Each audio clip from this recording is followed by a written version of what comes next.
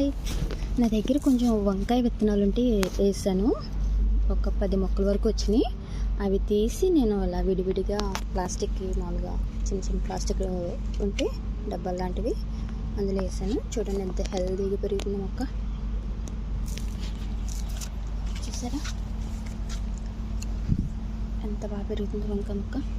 ప్రతిదీ వేసుకోవచ్చు మన ఇంట్లో ఏది ఉంటుంది. నేను మామూలుగా ఇక్కడ చిన్నగా తుంచాను, ఎందుకంటే ఇలాగా మళ్ళీ ఇలా రూట్స్ ఇలాగా గ్రోత్ బాగుంటుంది అనమాట.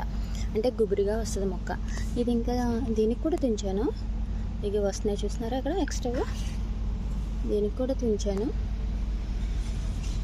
ఏ మొక్కనైనా కానీ మనం కొంచెం ఇలా చిన్నగా పైన గ్రోత్ అయ్యే ముందు చిన్నగా మనం ఇక్కడ ఒక ఇలా తుంచితే గుబురిగా వస్తుంది అన్నమాట.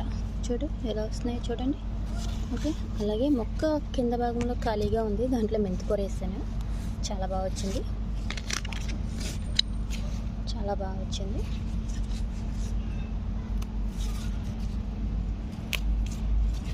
అలా అనమాట.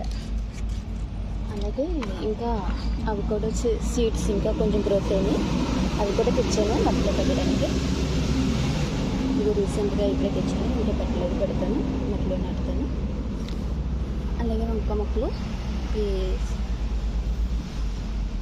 ఇక్కడ 3 మొక్కలు వేసాను ప్లాస్టిక్ ట్రాబ్లో. గోంగూర కూడా వేసాను, అవి కూడా తీసి విడివిడిగా నా దగ్గర విత్తనాలు తక్కువగా ఉండడం వల్ల విడివిడిగా నేను ఇలా పాతాను అనమాట. వంకాయ మొక్క, గోంగూర, వంకాయ మొక్క, పచ్చిమిరపకాయ మొక్క, ఇది చిన్నగా ఉంది. ఇవి గోంగూర, కాకరకాయ విత్తనాలు కూడా పెట్టాను, అది కూడా బాగానే పెరుగుతుంది. ఇక్కడ కూడా ఒక గోంగూర మొక్క అండ్ కాకరకాయలు అండ్ మెంతికూర.